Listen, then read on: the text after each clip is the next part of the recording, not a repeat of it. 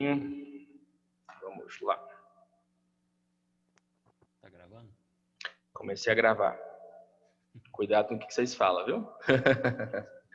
Pode desligar o microfone para nós, por favor, aí, todo mundo. Vai ficar tudo ok. O Wilker, Elder, vocês estão vendo aí o slide, sim ou não? Faz um ok, por favor. Então, beleza. Deixa eu só achar aqui novamente o... E pra mim também tá normal. Então, ó, tá ótimo. Deixa eu só achar o chat aqui.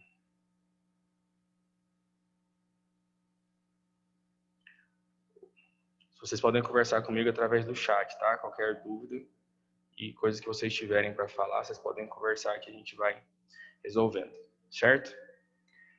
Na aula passada, nós terminamos a aula falando sobre essa questão de para que serve cada peça.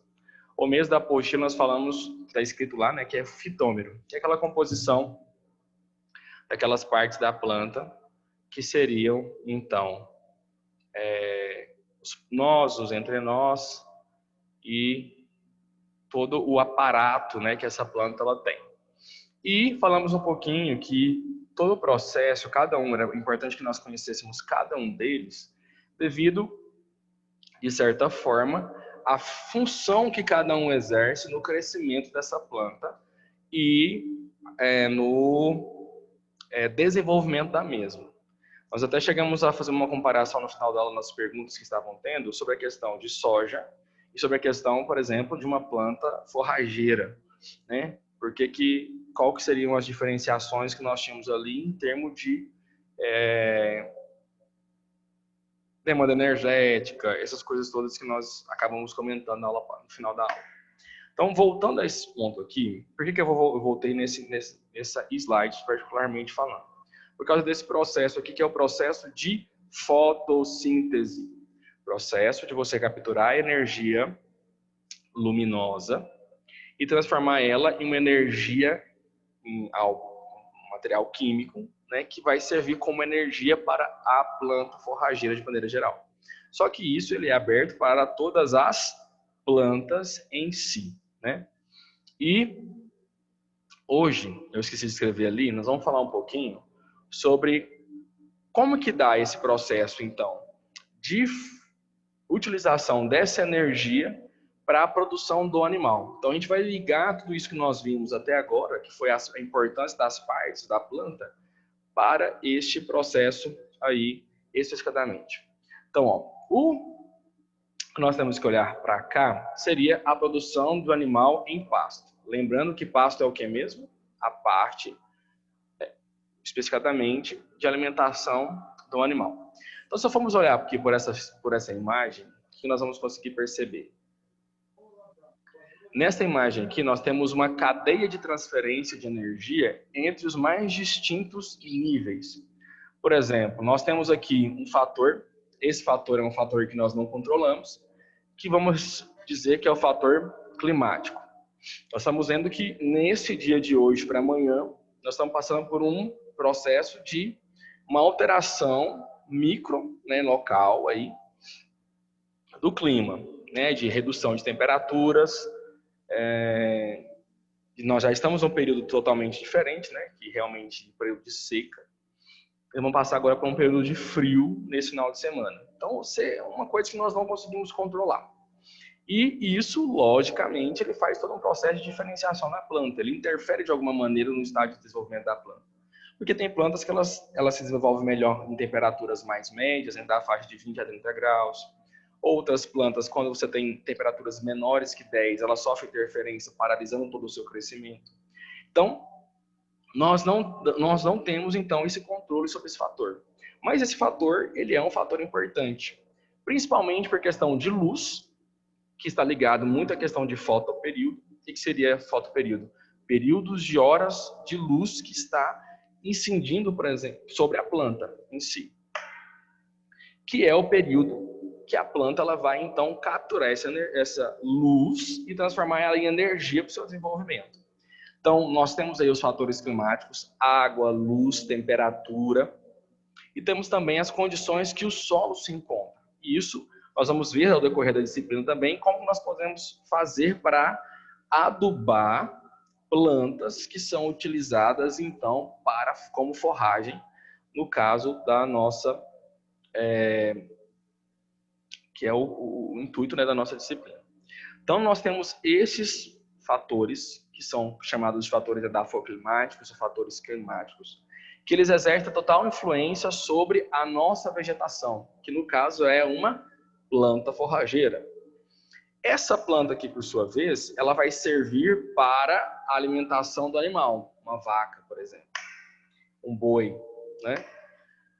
E, consequentemente, essa planta ela tem que trazer para este animal todo a condição que ele possa expressar o seu potencial genético. E assim nós vamos ter os seus produtos finais: carne para atividade de corte e leite para atividade de leite. Então, é todo um processo, né, onde nós podemos interferir em determinada etapa e outra etapa nós não conseguimos interferir, né? Existe essa pequena diferença aí. Gislaine, se fosse perguntando para você agora, qual que é a etapa aqui que nós podemos interferir e como ou nós não, qual seria a que nós não conseguimos interferir? Uai, Rafael, agora no momento eu não sei não, acabei de entrar agora, eu não, nem por dentro, eu não tô por dentro, não sei te falar. Então tá bom, vamos pro próximo. Andréia Santos. Tá online? Então, gente, vou responder para você, né? O processo que nós não conseguimos interferir são ligados aqui ao fator climático. Até aqui mesmo em solo, nós conseguimos fazer um processo de interferência com adubação, correção de solo, correção de algumas características físicas. Nós não mudamos lá a quantidade de silt, areia e argila, mas nós conseguimos manejar a estrutura física do solo de uma maneira que possa beneficiar. Não na sua totalidade, claro, né? Porque isso daí são processos um pouco mais complicados. Mas a partir do momento da escolha da planta e do animal e todo o manejo que é realizado aqui neste meio, nós conseguimos interferir para chegar à melhor etapa de produção, especificadamente falando. E como que dá o processo e como ele se organiza? Então, importante, esse processo todo é importante para que as práticas de manejo possam ser idealizadas, planejadas e implementadas. Eu costumo muito dizer para o pessoal aqui da sala, das disciplinas que eu leciono, que é necessário que você conheça o histórico de produção desta área e também o histórico de fatores climáticos, para que a gente possa, de uma certa maneira, conseguir trabalhar melhor nas condições que nós vamos ter, planejando e implementando condições mais próximas que vão, de certa forma, nos ajudar a organizar e concluir este processo. Então, de nós olharmos para esse slide, o que nós temos que entender? Primeiro, que a produção animal, o produto final que nós queremos, ele passa por todas as etapas. E o que nós estamos estudando agora, que é a forragem, ela não pode ser deixada de lado, né? Nós temos que ter esse conhecimento para que a gente possa também planejar os manejos que vão ser, de certa forma, implementados durante todo o processo em que o animal estiver em campo, que a pastagem, o pasto, né, estiver sendo formado. Então, basicamente, seria isso aqui. Nós temos como recurso o solo, o clima e as plantas. Solo, clima e plantas. Nós acabamos de falar de cada um deles. Este recurso, solo, clima e plantas, ele vai gerar um estágio, que é o estágio de crescimento. Uma vez que a água não precisa de nutrientes, onde ela vai encontrar isso? No solo. Ela também não precisa de energia, onde ela vai encontrar isso? Na luz solar. Ela também não precisa de temperatura para que ela possa se desenvolver, então, fator climático. E, logicamente, a planta de uma maneira geral. Quando nós temos esse processo da utilização desses recursos, que é o que vão gerar em mim um crescimento, nós vamos ter como resposta uma forragem produzida. O que particularmente vai me evidenciar a forragem produzida? nós vamos ter então um processo de utilização dessa forragem, através, né, pelos animais, ou através do pastejo, ou através mesmo da retirada dele em campo, e servido posteriormente, né, com outros métodos que nós vamos ver ainda no decorrer da disciplina. E vai me dar então, isso daqui, a forragem produzida, uma produção por área. Esta planta, ela produz tanto de matéria seca por hectare. Ela produz 10 toneladas por hectare, ela produz 2 toneladas por hectare. Então, essa planta, de maneira geral, vai ser, a produção de maneira geral vai ser evidenciada assim. E essa, né, utilização vai gerar para mim, então, uma forragem consumida, que seria a quantidade de forragem que o animal ele conseguiu, então, retirar, né, do pasto e consumir, gerando, então, um processo de conversão no produto animal, que é o leite ou é a carne, no caso que nós estamos falando de pastos. Só para a gente evidenciar aqui, então, que tem uma ligação íntima entre todas as etapas, né, utilizando o crescimento, utilização e conversão desses produtos, né, com esses estágios de ecossistemas. Aí, por exemplo, se nós temos alguns outros fatores que poderão ser, de certa forma, colocados, implementados para esse animal, junto com essa forragem, ou até mesmo para complementar nutricionalmente essa forragem para que ela fique mais adequada ao perfil do animal que você está trabalhando. Então a gente vai ter aí suplemento, vai ter volumoso, vai ter outros fatores também. Então vamos ver cada um de uma vez, pouco a pouco, desculpa. O suplemento é aquilo que serve para suprir, o que se dá a mais, parte que se junta ao todo para ampliar. Se a gente fosse olhar só esse conceito, a gente já entenderia que o suplemento é aquele dado como um processo de extra. Por exemplo, eu, bombado como sou, forte, vou à academia e nunca ganho peso. Nunca perco peso. Nunca ganho massa. Por um fator, eu não faço um processo de suprir as demandas que eu acabo gastando, ou acabo demandando com o meu corpo, que o meu corpo às vezes não fornece de uma maneira adequada. Então a gente tem aí o suplemento da nossa parte para que possa nos ajudar. O do animal também é a mesma coisa, aquilo que vai servir para suprir, se dando-se a mais para este animal. E claro, a gente vai ver os efeitos dele, né, os benefícios trazidos por ele. O volumoso é todo alimento de baixo valor energético por unidade de peso, principalmente em virtude de seu elevado teor de fibra bruta ou em água. Todo alimento que possui mais que 18% de fibra bruta pode ser considerado como um volumoso, que pode, de uma certa forma, ser servido como um alimento de baixo valor energético. Eu estou olhando aqui no celular que às vezes algumas pessoas estão mandando mensagem dizendo que não estão conseguindo acompanhar a aula por diversos fatores. Então, às vezes, se você me vê parando, porque às vezes eu estou respondendo alguma coisa que aparece aqui no grupo de vocês, tá? E ele pode ser dividido em forragem seca, feno, palhas, etc., ou forragem aquosa ou úmida, silagem, o pasto, etc. Neste caso aqui, referente ao volumoso, nós vamos ver especificadamente tanto o feno como a silagem em um momento oportuno de falarmos aproveitamento de todo o material que é produzido das forragens.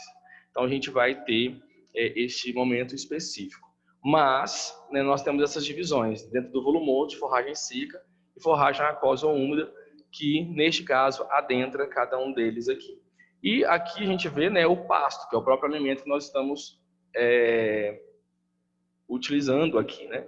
Então, este pasto, por que ele entra dentro da aquosa ou úmida? Pelo fator de conter uma quantidade de água, né? Então, isso acaba ajudando bastante. E também temos os alimentos, aquilo que é concentrado, que é todo alimento que contém alto teor de energia utilizável por unidade de peso, graças ao teor de amido, gordura e proteína, de 16 a 20% de proteína bruta, e baixo teor de fibra, abaixo de 18% de fibra bruta. Então, acaba que a gente tem, a gente já viu muito o pessoal falar, você vai visitar, por exemplo, um confinamento de gado de corte, o pessoal está servindo, por exemplo, algum tipo de concentrado feito aí de farelo de soja e etc, que contém aí a quantidade de proteína que pode, então, vir a suprir também as demandas animais. Isso é muito utilizado. E os macros e microminerais, né, que são especificadamente alguns que podem trazer benefícios. As plantas forrageiras e as pastagens, então, como a gente verificou, desde o momento que nós estávamos falando do processo fotossintético, desde o momento que nós estávamos falando daquela curva que nós temos ali, relacionada desde o momento que nós recebemos a luz solar até o momento que nós temos o produto final, nós temos, então, que as plantas forrageiras e a pastagem, ela se torna, então,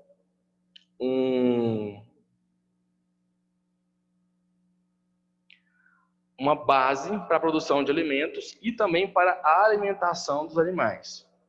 E aí a gente tem que tomar um determinado cuidado, mais uma vez trazendo para você a questão de nós termos um conhecimento daquilo que nós estamos trabalhando, que é a estacionalidade de produção. Deixa eu abrir aqui, para me ver aqui alguém, fazer uma perguntinha básica, né, como aquela participação de aula.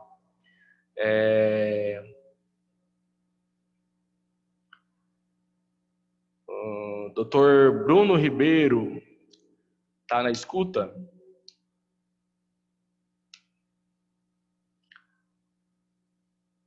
Júnior César, tá na escuta?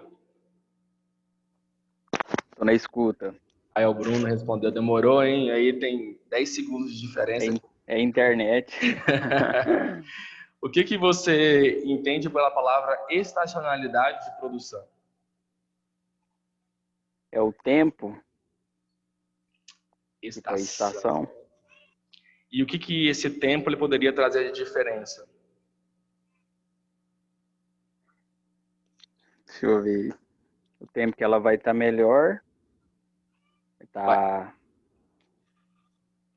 O pai Google não tá do seu lado, não, mas você tá indo certo. Não, nem Google eu não tô indo. É no tempo que ela vai estar apta para servir. Então, você está quase no rumo. Mas o que seria o processo de estacionalidade de produção? Nós vamos verificar, por exemplo, se nós temos uma condição climática favorável, de condição de clima, de solo, adubação, que eu estou falando assim quando estou dizendo isso, e a planta ela tem um bom potencial de expressão, ela vai se expressando e vai produzindo cada vez mais. E estacionalidade é o momento que você para o desenvolvimento, tipo, vou manter ou eu vou reduzir o processo. Mas estacionalidade é mais assim, o processo mesmo de ficar estacionado. Você pode desligar o seu microfone, Bruno. De estacionalidade é realmente estar meio que parado, estacionado, né? Estacionou o carro. Então não vai para frente, não vai para trás, fica ali. Então, o que isso interfere para a questão de uma produção de forragem e de pastagens, né? Falando de uma maneira geral. Interfere no processo que, em determinado momento, você vai ter uma quantidade de forragem, de pasto, fornecido diferente de um outro momento. Por isso que a gente tem que ter, então, um planejamento. Olha, por exemplo, nós estamos num período de seca. Até maio eu tenho chuva, mas junho às vezes até razoável. Julho, agosto, eu não tenho. Então, quer dizer que a minha produção ela vai despencar, né? Vai cair. Então, a minha capacidade de suporte desse pasto vai ser menor.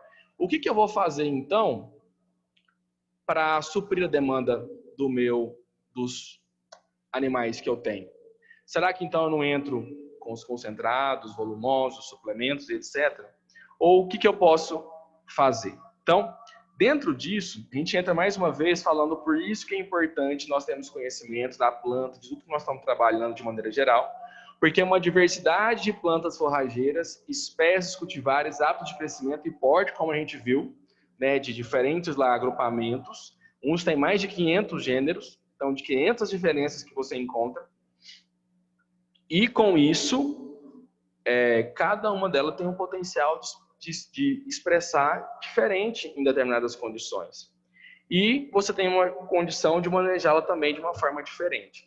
Às vezes eu estou falando aqui nesses slides iniciais, como eu estava falando na aula da disciplina, meio que algumas coisas que repetem, ou uma coisa muito não aprofundada. Por quê? Porque daqui a pouco a gente vai aprofundando em cada uma delas. E possivelmente, quando a gente for aprofundando, vai fazer mais... Parece que eu estou nadando aqui, né? Vai fazer mais sentido para vocês sobre isso, tá bom? Eu acho que o negócio que, Bruno, que chama não sei se eu estou certo, a diferença do momento que eu falo com o momento que chega para você, eu acho que chama delay ou delay, eu não sei. Eu estava acompanhando uma aula de inglês, né, online, e tem lugares que demoram até 30 segundos de diferença. É a mesma coisa de, às vezes, você está ouvindo, a sua televisão está ligada e a televisão do seu vizinho está ligada, e você tem 1, 2, 3 segundos de diferença devido à antena que captura e essas coisas todas. Ou se você tiver antena parabólica e antena local, você está com o mesmo canal, você mudar na hora, você vê que tem essas coisas, mas é mais ou menos isso. Então, o que é esse processo, então, da gente ter esse planejamento por causa dessa estacionalidade? Deixa eu só ver o chat aqui.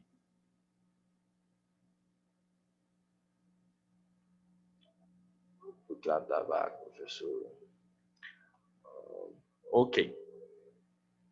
O que eu quero mostrar para vocês aqui, evidenciar nisso aqui? É isso daqui, ó. Olha para a gente ver. Agosto, setembro, outubro, novembro, dezembro, janeiro, fevereiro, março, abril, maio, junho e julho.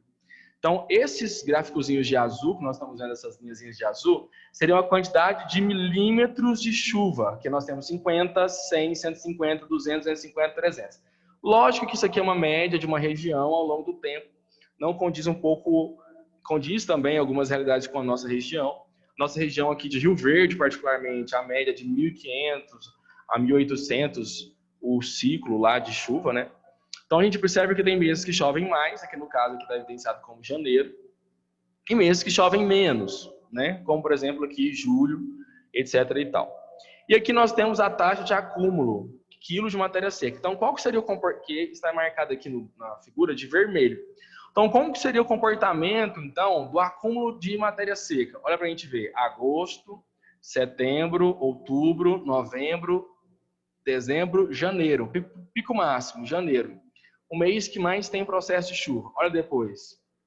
Redução quase que exponencialmente aqui até chegar aqui no mês de maio, porque vai reduzindo as chuvas drasticamente. Então a gente tem uma curva, né? Meio que uma montanha russa aqui ao longo do tempo. Então nós temos que nos preparar para esse momento aqui. Esses momentos aqui. E nos planejar. O que eu vou poder utilizar? Porque senão, olha como que vai ser o efeito que a gente vai ter no animal. É o que a gente chama de efeito sanfona, que é, logicamente, claramente ocasionado por esses períodos aqui. Períodos que você tem uma grande demanda de alimento, você tem uma grande disponibilidade de alimentos e outros que você tem uma demanda muito menor, uma oferta muito menor de alimentos. Então, isso acaba fazendo esse efeito sanfona, é aquele engorda, emagrece, engorda, emagrece, engorda, emagrece. Ganha peso, perde peso, ganha peso, perde peso, ganha peso, perde peso. E isso, olha só para a gente ver. Aqui seria idade em meses e o quilo de peso vivo, de 0 a 500 quilos de peso vivo, na idade de 0 a 42. Pode observar que a gente tem aqui, ó, crescimento e estacionalidade. Crescimento e estacionalidade. Então, a gente tem esses pequenos oscilações que, de uma certa maneira, interferem bastante em termos de disponibilidade, né, oferta de matéria seca e necessidade dos animais. Nós temos que, de uma certa forma, nos preparar para isso. Por isso que a gente tem que conhecer essas forragens e ver os métodos que nós temos para trabalhar com isso. Tá bom? Aqui, o que acontece bastante. As plantas forrageiras e pastários. As plantas forrageiras, de maneira geral, elas são culturas altamente exigentes. Elas têm uma grande exigência nutricional. O que é isso? Seriam demandas de nutrientes, especificadamente falando. Vamos entender o processo aqui que vocês vão ver, alguns já viram e outros vão ver na disciplina de fertilidade do solo, que vai estar disponível para vocês. A planta, de uma certa maneira, então você aduba o solo, coloca a planta, né? A planta ela se nutre, retira do solo, incorpora ali, né, no seu metabolismo, no seu corpo, né? Vamos falar assim, seu corpo da planta. E ela vai, como nós vimos na questão do caule, fazendo o processo de migração, de acúmulo ou mesmo de reserva. E isso ele vai se dar também na questão dos frutos. E o que são as sementes? No caso, por exemplo, que nós vamos lá, temos um animal que alimenta-se diretamente ali do processo de comer a parte vegetativa. O que ele está fazendo? Ele está levando e exportando. Lógico, ele também pode defecar e depositar aqueles nutrientes em determinado local, mas ele está tirando ali, no processo de desfolhação, uma questão de nutrientes. E é sempre interessante, então, eu estar fazendo sempre a notoriedade, eu não sei como é que é a palavra, se é correta, de qual é o estágio nutricional da planta que eu estou trabalhando. Porque ela vai rebrotar, ela vai novamente crescer para que a gente tenha um novo ciclo de pastejo. Então, a gente tem que sempre estar preocupado com essa demanda e essa exigência nutricional.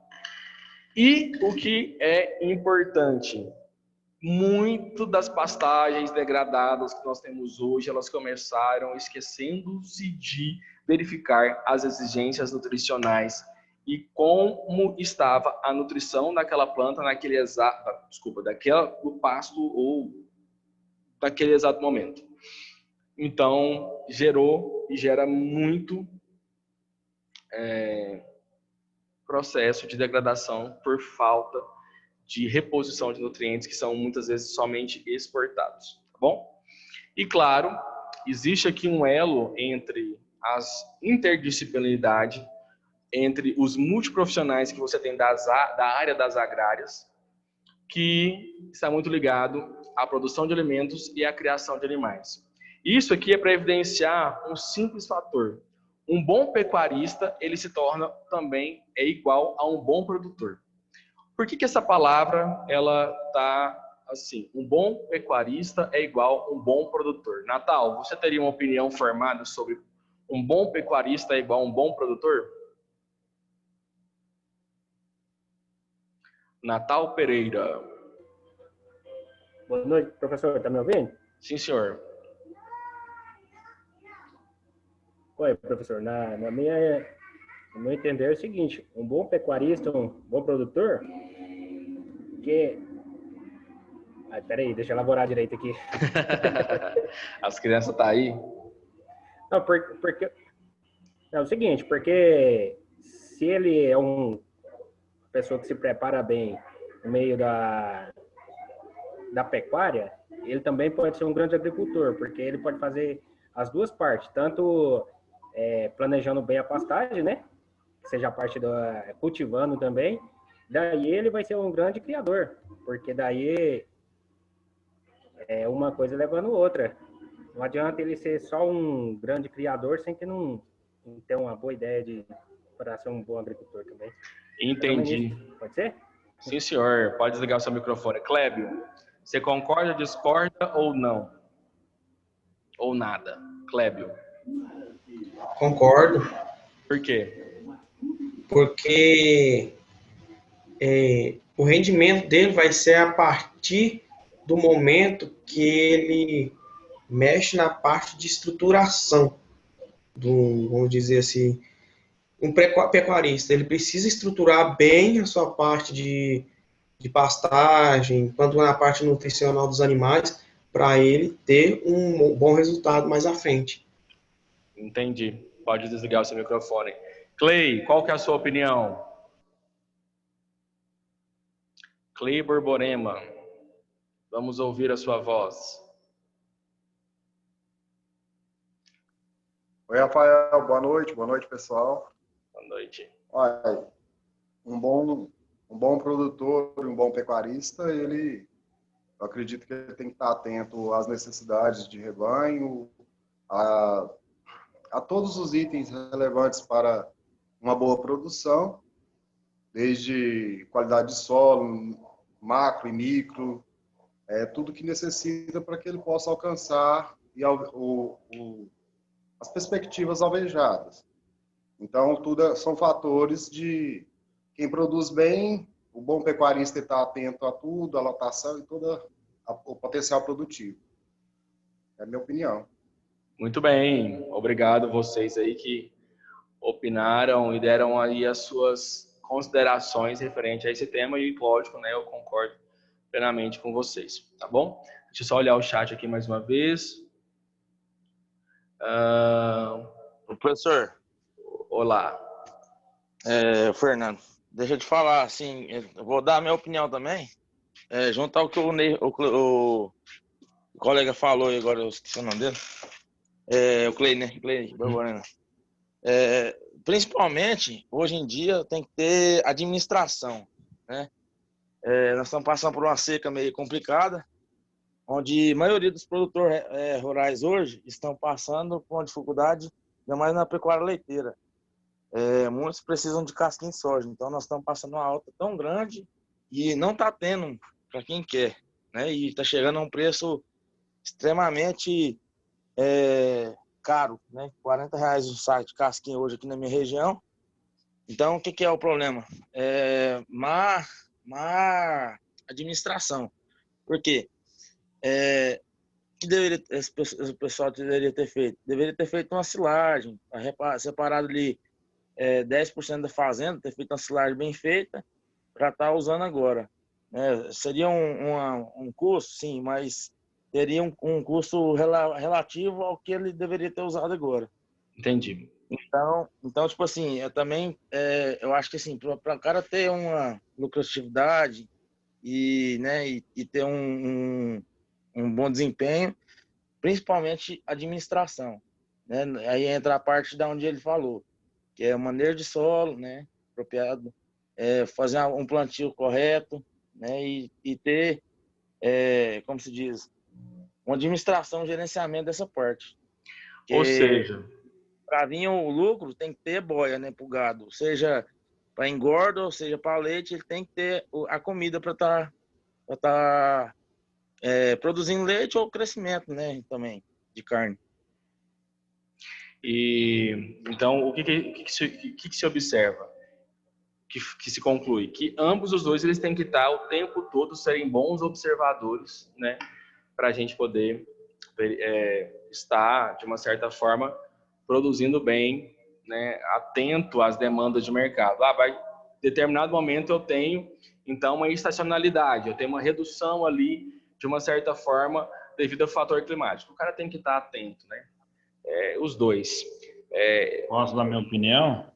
Pode, senhor Renner Pai. Os meninos aí complementando aí, mas hoje a pecuária, um bom administrador, quem está adequando a globalização, dizendo assim, está andando na frente. Mas aqueles que mal abrem a porta, você começa a querer ajudar, mostrar uma visão diferente, ele fala assim, não, eu aprendi assim, eu quero que faz assim. Esses aí só estão ficando para trás, infelizmente. É isso aí que eu tenho para falar. Sim, senhor, complementou aí. E geralmente esses, Renner, é os que estão quebrando, é os que estão com problema financeiro no banco, é os que estão, entendeu? Porque se não tiver acompanhamento e aderir à tecnologia nova, infelizmente, não vai progredir, não vai para frente nessa... Porque o mercado hoje, ele precisa muito disso. É tecnologia junto com novas informações. Tecnologia aliado com conhecimento, né? E informação. Isso. É isso que eu quis dizer. Às vezes ficou vago aí pelo tipo da informação que eu falei, Mas é isso aí, se não andar junto a informação com o conhecimento, e se a pessoa não abrir a mente, ele fica para trás, ele fecha as porteiras. Sim, sim. E eu tenho andado bem aqui na minha região, começando, assim, questão que eu estou na agropecuária, mas o que você encontra de desafio por conta disso, de falar assim, não, eu já uso isso, é isso que eu vou usar, e sabe, o cara bate a porta na sua cara e pronto. Isso é bem evidente. Mas assim, se você tiver persistência e mostrando resultado, mostrando coisa, a pessoa até que entra na sua mentalidade, porém com resistência, entendeu? Inclusive, É difícil. eu quero dar uma sugestão para vocês, de uma maneira geral. Eu estou recebendo no celular algumas vezes, eu acho que alguns alunos foram comigo em alguns momentos. A Comigo aqui de Rio Verde, ela sempre faz workshop de pecuária. E ela sempre traz resultados referente aos testes que ela faz com as pastagens que ela produz, quanto de animais que ela tem, né? Quantos de animais que ela suporta em período de seca, em período de chuva. Então, é bem importante, depois eu não sei, né? Eu sempre recebo pelo WhatsApp, mas eu vou dar uma olhada aqui, qual que seria, porque eles colocam no YouTube, né? Qual que seria o canal do YouTube que eles postam isso. Vou passar para vocês darem uma conferida nesses vídeos, porque é sempre importante isso, porque eles estão alinhando, então, a tecnologia com o conhecimento, e isso acaba agregando bastante para nós, de uma forma simples, até simples mesmo. E como, por exemplo, nesse determinado período, nós não estamos podendo, de uma certa forma, terem dias de campo, como nós tínhamos antes, visitas técnicas, por exemplo, lá comigo, como nós tínhamos antes. Até me lembro que foi a professora Natália, que com outra turma tinha levado os alunos, e a gente foi, todo mundo junto, para a disciplina de meio ambiente, se eu não me engano, acho que foi isso. E lá ela apresentou, né, alguns capins, algumas coisas que estavam sendo utilizadas lá, com diferentes tipos de adubação, capacidade de processamento. Então, isso acaba que agrega também para nós, alunos. E de uma certa... Nós, alunos e professores. E isso acaba nos ajudando bastante nesse sentido aí, tá? E aí, para a gente poder trabalhar, a gente precisa também de... Professor? Oi. Assim, só um comentário, só não tô querendo atrapalhar a aula do senhor, não. Por coincidência, eu trabalho lá no ITC. Eu sou mais focado nessa área de pesquisa de campo, quanto na área de pesquisa de pecuária na área nutricional. Uhum.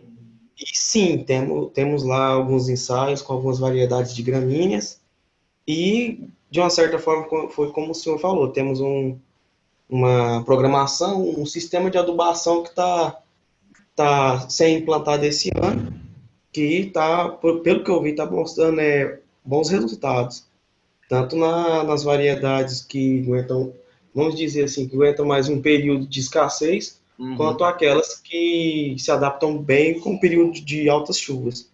E é bacana lá, né?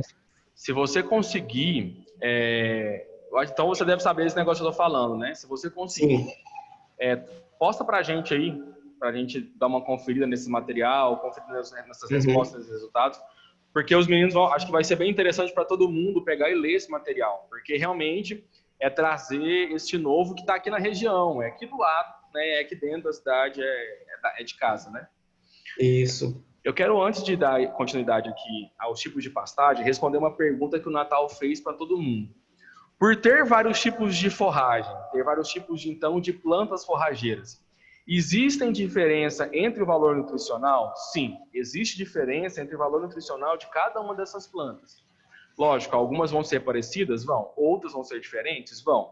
Mas existem, sim, essa diferença de valor nutricional. Por isso que algumas plantas você precisa de entrar com complemento, outras plantas você não precisa. Uma elas conseguem, né, ter uma boa demanda energética, outras já não conseguem. Então, outras têm um crescimento grande e conseguem fornecer aí uma matéria seca legal, outras já não conseguem. Então, a gente tem toda essa diferença aí, Natal. Espero ter respondido a sua pergunta. E a gente vai verificar, a gente vai estudar um pouquinho, até na próxima, são conteúdos das próximas aulas, eu vou mandar para vocês também na apostila. Desculpa estar falando isso para vocês, são próximas aulas, mas é porque realmente é conteúdo programático.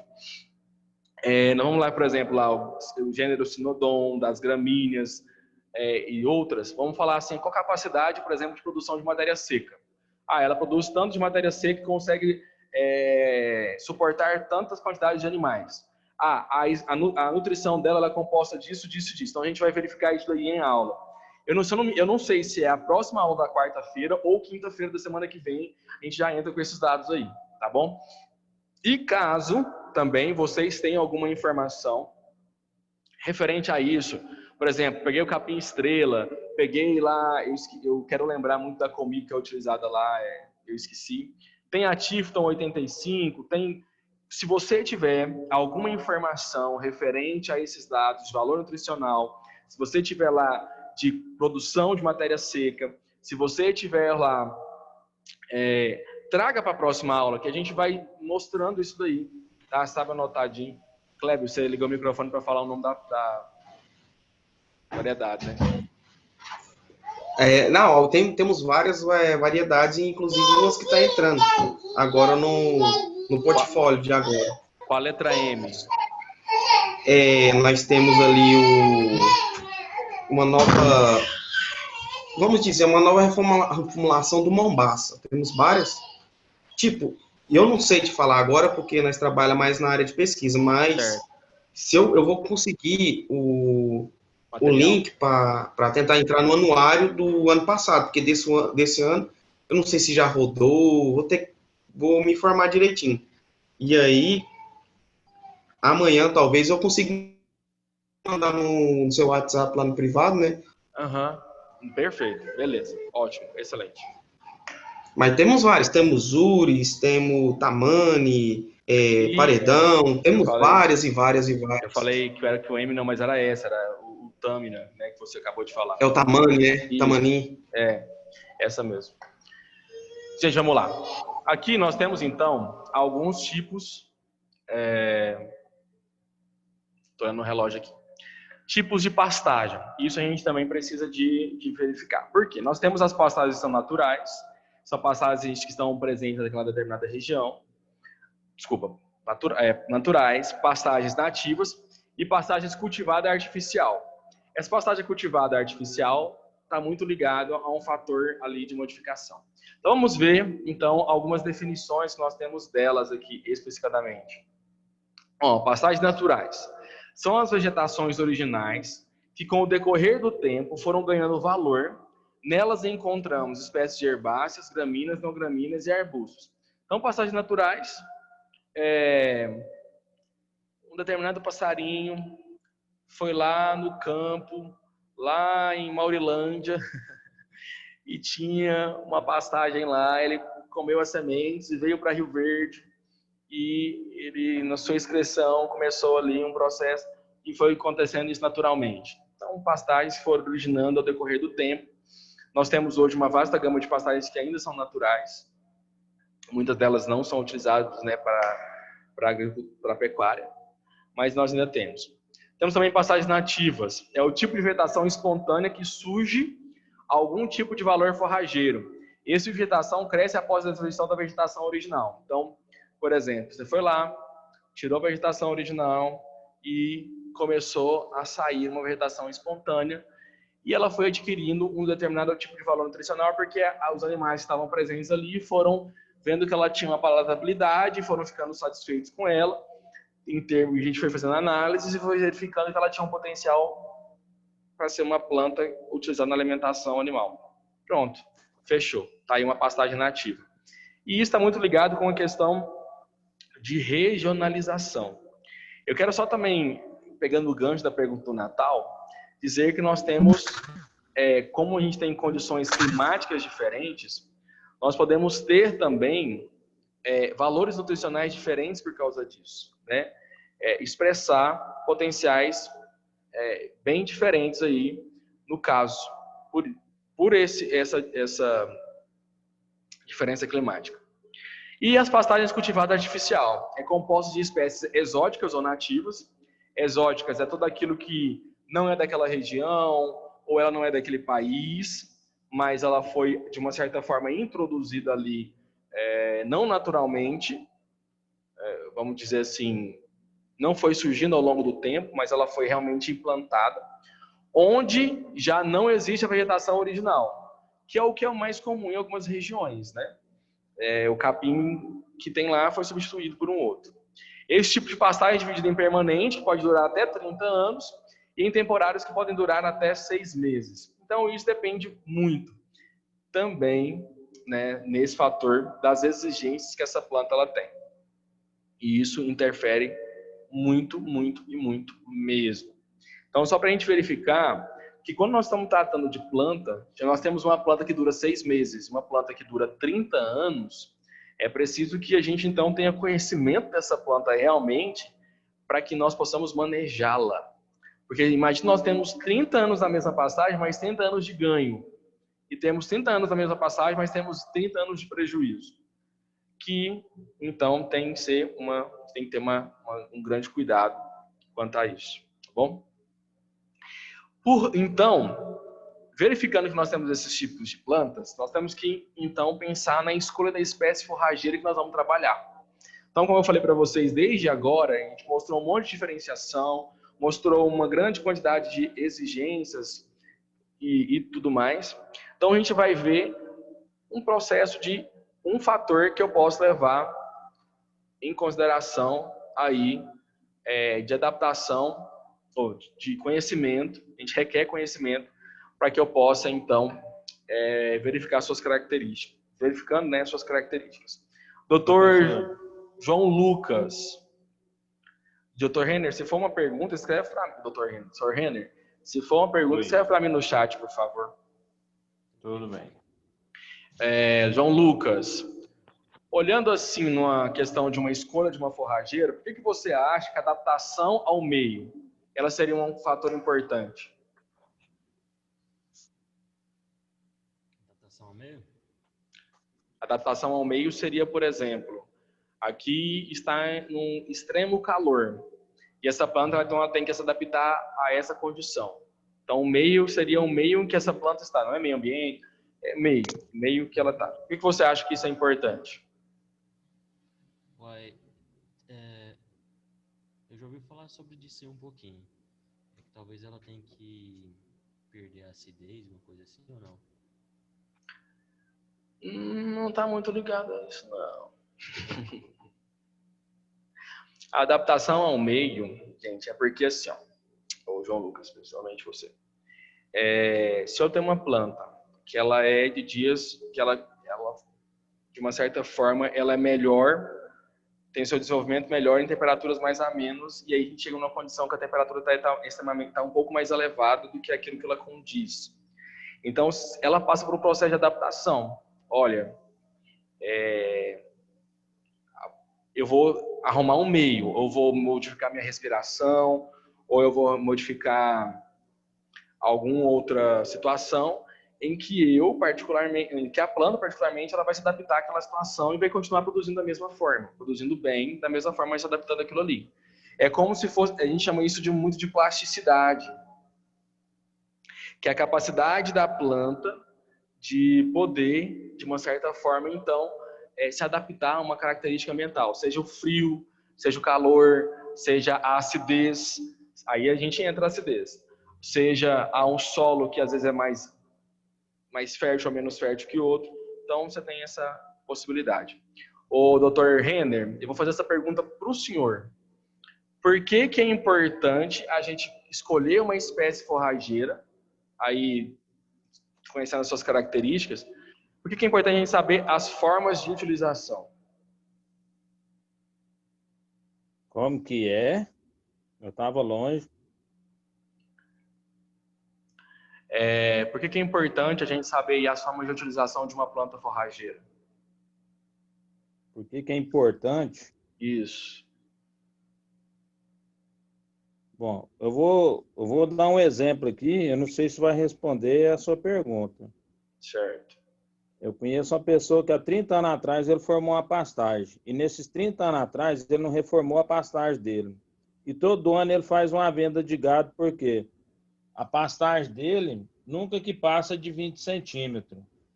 Porque ele só formou, ele não tem nada a ver com a pergunta que você fez.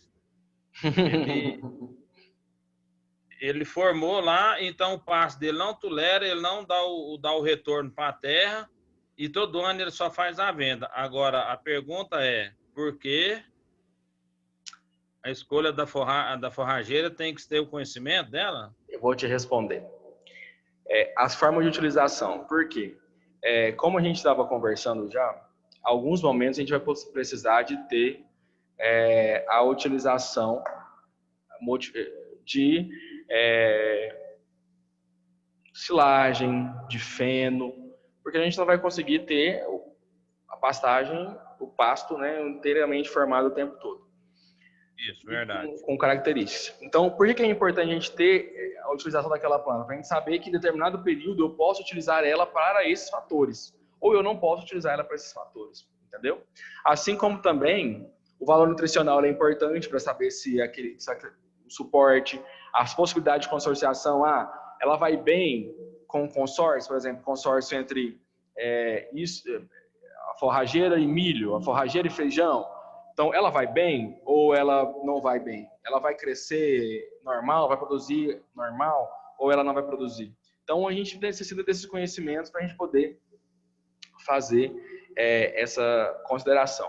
Além disso, outros fatores, como o tempo útil da pastagem. Nós vemos ali que nós temos pastagens que são de 6 meses a 30 anos de duração, né? Então, é preciso que a gente tenha a verificação disso também, porque é um investimento muito alto inicialmente, um investimento muito alto em determinados momentos para que você possa continuar fazendo isso. Condições particulares de clima e solo. Não adianta eu querer colocar numa região quente uma planta que ela é totalmente região fria, ou uma planta que em um solo fraco que é altamente exigente em termos nutricional. Então é preciso que a gente conheça as particularidades de exigência dessa planta. E de tudo mais, a produção forrageira. Quanto que ela produz de matéria seca? Qual que seria a produção dela final para a gente poder verificar quanto que ela poderia então fornecer de maneira geral. O valor nutritivo das plantas, né? Como que esse valor ele acontece? Como ele acontece não? Como ele é uma forma para você fornecer esses animais. Conhecendo o valor nutritivo nutricionais dos animais, eu vou saber do valor nutritivo das plantas forrageiras. Eu vou saber se essa planta ela é adequada para o tipo de empreendimento que eu estou querendo, né? Se é o tipo de